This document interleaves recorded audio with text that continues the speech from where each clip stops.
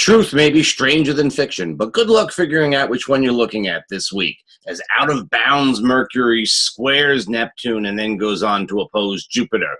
This is a week where what we have to do is simply step back and let things happen. I'm Armand Diaz with your forecast for the week of May 27th, 2019, and this isn't really a time to break down and go day by day. The entire week is one big incubation period. It's a time to step back and let things happen without pushing too far ahead. We had a great productive period from the new moon up through the end of last week, and we had 2 weeks of really getting things started. We had a week of assessing and continuing on with things, and now it's time to step back and not try to do much in the way of practicalities. That's just not on the agenda for this week.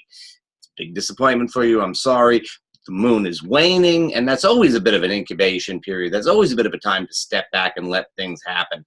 It depends. If you have a project that's sort of in the midst of things already, then it's kind of like, you've planted and it's like, the fields are growing and there's really not much to do.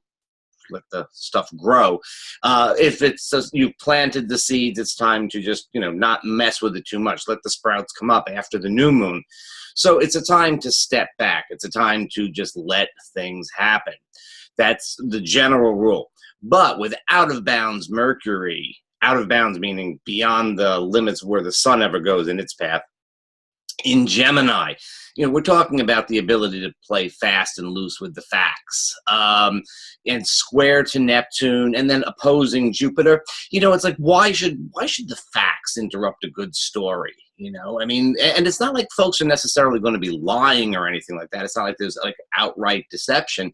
It's just that a story that sounds good is going to, let's go for it. It just seems to work. Why should we bother ourselves with, checking the facts or anything like that? The ability to be glib, the ability to just, twist things or give a little bit of an emphasis on things such that they seem to be a little bit better than they are. And it's not necessarily even any sort of outright deception. If you try to deceive somebody, for all it'll wind up coming back on you. So it's not even like you can use the energy to, sell something that's not so good. The snake oil salesman may find out that he's actually been gypped himself with this kind of energy. It's just, it's just not predictable. Transportation issues are likely to be a problem. Communication issues are likely to be a problem. You could think about this week as, essentially Mercury retrograde, but much, much worse. So this is not a time for doing things that require precise communication. It is not a time for doing things that have, even like transportation and so on. Leave extra time. Assume that there's going to be some muddy things happening. Your train may not show up and there may be no explanation for it. I live on Long Island, and that's pretty much my life with the Long Island Railroad. But you may live in a place that has better service as a rule, and wow, you'll get a taste of what it's like for us over here. So it's that kind of thing. Computers and anything to do with computers and emails and stuff like that are going to be quite an issue. So, I could break it down for you, but it just all makes sense when you do that too. The moon is in Pisces, the waning moon in Pisces on Monday. It's a holiday in the U.S. anyway, and that's pretty much, it ought to be a holiday everywhere in a sense for what we're going to get done. Tuesday, we have a long moon void. Wednesday, we actually have Mercury square Neptune. So that's sort of the peak period for problems.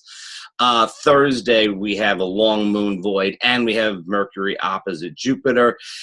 Friday, it's a pretty harmonious day. It would be a good day to take care of some chores, wrap up, do routine tasks and stuff like that. Get out of work early and have a nice weekend. And then the weekend itself, we're right up against Monday's new moon, so the moon is very much waning. A couple little ideas there. Around midweek, we do have the moon in Aries from sort of later on Tuesday, Wednesday into Thursday. You might have a little bit more extra energy there. And so a good strategy for that would be to maybe go to the gym and work it out with some sensible exercise, a little healthy competition, but make it a game. Make it something that you're playing. right? This is not something to be taken seriously or anything like that. You just want to kind of play with things. Now, Thursday, we have a really interesting astrological configuration. Within 15 minutes of each other, we have Mercury opposite Jupiter, and we have Pallas Athene stationing to go direct after retrograding in Libra. Now, Mercury, Jupiter, with Mercury out of bounds in Gemini, opposite Jupiter in Sagittarius. This is another we can just make up stories that sound good type of aspect. There's a little bit of a different flavor to it, a little bit more political, a little bit more polarizing. You know, it's not just simply imaginal. It is kind of a little bit more polarizing. But Pallas Athene in Libra, this is an energy. Pallas Athene is the truth teller asteroid, is the goddess of wisdom.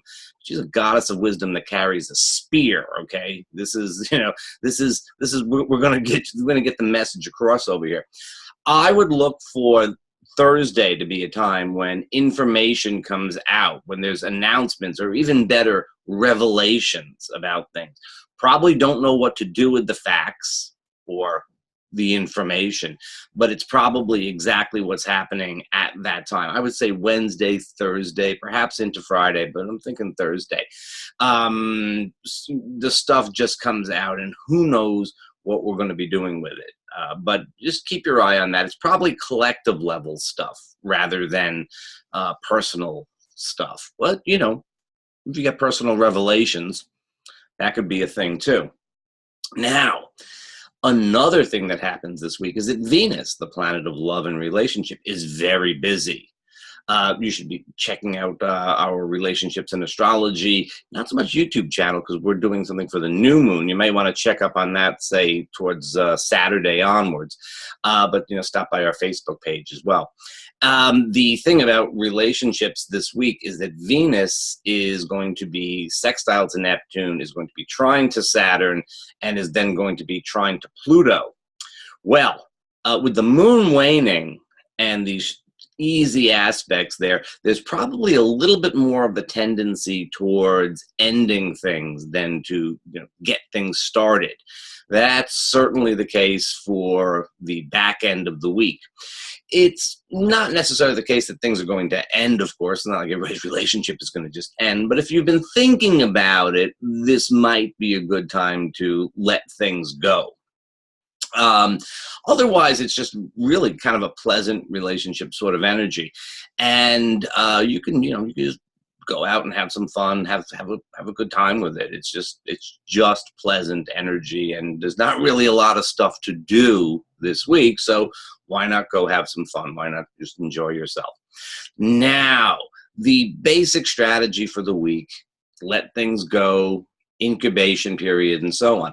It is a great time, however, for creative projects, Piscean creative projects. You know, improvise, you know, color outside the lines. Don't even have lines on the paper. Just improvise. It's it's finger painting type of creativity. You're not really worried about the product. You're just enjoying the process. Great for musical improvisation. You know, you don't have to play the pieces written. Just sort of do some improvisation. It's that kind of energy.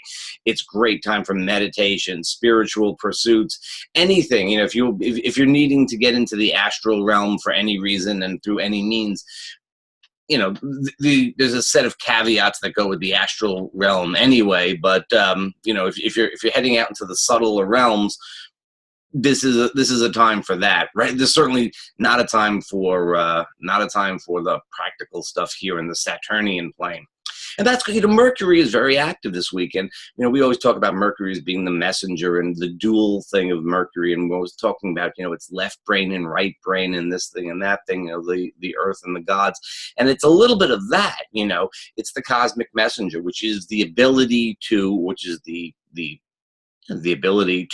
move between the practical Saturnian realm and the astral subtle realms. You know, that's sort of where Mercury moves between. And that's why he's a trickster, because, you know, the things don't necessarily translate directly. They don't necessarily translate all that well, but there's a reality to each realm. This week, it's that reality that, you know, we're spending more time in. We don't want to confuse it with the more Saturnian, down to earth things. As I said, we had 3 weeks to take care of that before. All right, there we go. I will be back next week and let you know what's happening then. See you.